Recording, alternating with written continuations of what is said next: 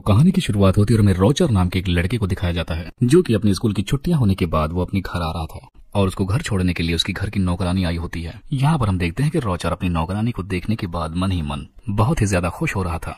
अब हम देखते हैं कि वो घर पहुंच जाने के बाद अपनी मॉम से मिलता है, लेकिन उसकी मॉम की नजर उसके गीले पैंट पर पड़ जाती है। दरअसल यहाँ पर हम जान पाते हैं कि रोजर ने अपनी नौकरानी को देखते हुए अपनी पैंट को गीला कर लिया था, जिसको उसकी मॉम देख लेती है। अब अपने घर के अंदर जब वो आता है तब वहाँ पर वो अपनी सिस्टर से भी मिलता है, जिसके बाद उसकी सिस्टर उसे अपना घर और जंगल घुमाने के लिए लेकर जाने लगती है।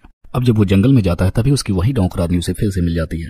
जब वहाँ पर उसकी नौकरानी को इमरजेंसी लग जाती है तब वो वहाँ से भागने लगता है, लेकिन तभी भागते हुए उसका पैर फिसल जाता है और वो नीचे गिरता है। तभी उसे पता चलता है कि जंगल से किसी और की भी आवाज आ रही है और जब उस आवाज की तरफ और पास जाकर देखता है तब पता चलता है उसे कि उसके घर की नौकरानी किसी और आदमी के साथ वहाँ पर रोमांस कर रही है। और ऐसा देखकर रोजर फौरन अपने घर पर आ जाता है। अब जब वो अपने घर के कमरे में होता है तभी उसे फिर से आवाज सुनाई देने लगती है। अब जब वो अपने दरवाजे से बाहर देखता है तभी उसकी नौकरानी उसे दिखाई देती है, जो कि अपने रूम से आधी ही बाहर निकली होती है और वहाँ भी कोई उसके साथ इंटीमेट हो रहा होता है। अब जब ये अपनी बहन के साथ सोने लगता है तब उसकी बहन उसे बताती है कि हमारे घर में जो आंटी रहती है वो अभी तक वर्जिन है।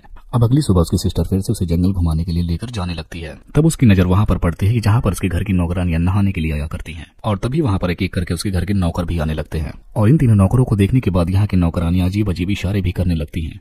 अब इसके बाद हम देखते हैं कि रोजर नौकरानियों को और भी करीब से देखने की कोशिश करता है, लेकिन वहीं का एक नौकर उसे ऐसा करते हुए देख लेता है और उसको वहां से फौरन जाने के लिए कहने लगता है। तभी उसे वहां पर उसकी सिस्टर मिल जाती है, जो कि उससे पूछती है कि अब तक तुम कहाँ गायब हो गए थे।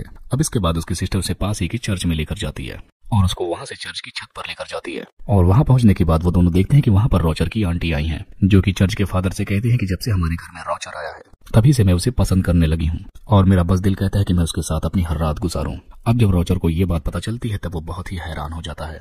अब वो उसकी आंटी को बहुत ही करीब से देखने की कोशिश करता है ताकि वो उसे अच्छे से देख सके। तभी वहीं पर वो चर्च के फादर के पास गिरकर उल्टा लटक जाता है। तब वहाँ पर चर्च के फादर उसे पकड़ लेते हैं और उसकी शिकायत उसकी मदर से करते हैं। तब उसकी मदर पूछती है कि आखिर इसकी सजा क्या होनी चाहिए। तब फादर कहते हैं कि इसे पीछे से 100 बार मारा जाए और ये सब कुछ उसकी नौकरानी और सिस्टर देख रही होती है। अब इतना सब कुछ होने के बाद हम देखते हैं कि रोजर अपनी सिस्टर के साथ फिर से सोने के लिए आ जाता है, लेकिन तभी वो बाहर देखते हैं कि उसकी एक नौकरानी फिर से किसी के साथ इंटीमेट हो रही होती है और अब जब वो उस शख्स को देखने की कोशिश करता है तो वो आदमी दिखाई नहीं देता। अब जब वो नौकरानी रोजर के पास आती है तब वो उससे पूछता है कि आखिर बाहर कौन है जो कि सरेआम ऐसे काम करता है। तब वो नौकरानी रोजर से कहती है कि ये हम सब लोगों का सीक्रेट है और बस वो इतना ही कहकर वहां से चली जाती है। अब थोड़ी देर बाद रोजर को वहां पर एक बुक मिलती है जो कि हवस भरी कहानियों से भरी होती है।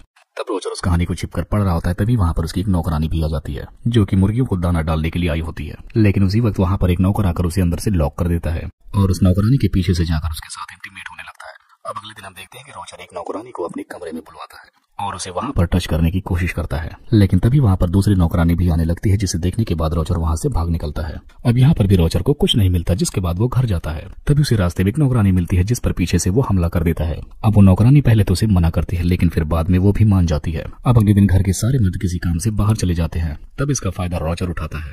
तब वो कमरे में जाकर एक नौकरानी के साथ इंटीमेट होता है। अब रात हो जाने के बाद रोजर अपनी आंटी का इंतजार कर रहा होता है।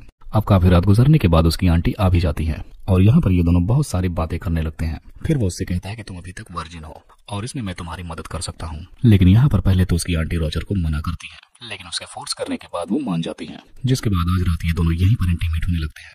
अब कुछ देर बाद वहां पर हेलेन नाम की नौकरानी आती है, तभी रोजर उसे पकड़ लेता है और यहाँ पर उसके साथ भी इंटीमेट हो जाता है। अब अगले दिन हम देखते हैं कि रोजर अपनी हवस मिटाने के लिए अस्तबल में जाता है, जहाँ पर रोजर एलिसा को सेड्यूस करने लगता है और यहाँ पर वो इसके साथ भी फिजिकल रिलेशन बना लेता है। अब यहाँ पर हमें पता चलता है कि रोजर ने अपने घर की किसी भी लेडी को नहीं छोड़ा है। अब इसके बाद काफी वक्त गुजरने के बाद हम देखते हैं कि रोजर इस हद तक गुजर जाता है कि वो अपने कमरे में एक साथ बहुत सारी लड़कियों को बुलवाकर उनके साथ इंटीमेट हुआ करता है। अब कुछ टाइम बाद हम देखते हैं कि एलिसा रोजर से कहती है कि अब वो प्रेग्नेंट है और ऐसा सुनकर रोजर की फट जाती है। अब अगले दिन रोजर के कमरे में एक नौकरानी फिर से आती है और इसी वो भी कहती है कि वो भी प्रेग्नेंट है और तब तक उसकी आंटी भी आकर उससे कहती है कि वो भी प्रेग्नेंट है। तब यहाँ पर हमें पता चलता है कि रोजर जिस किसी के साथ भी इंटीमेट होता है उसे प्रेग्नेंट करके ही छोड़ता है। अब इसके बाद यहाँ पर रोजर की स्कूल की छुट्टियां खत्म हो जाती हैं और अब वो अपने स्कूल वापस जाने के लिए रेडी हो रहा होता है। तभी वहाँ उसके पास एक और लड़की आती है जो कि उससे कहती है कि वो भी प्रेग्नेंट है और ये बेबी तुम्हारा है।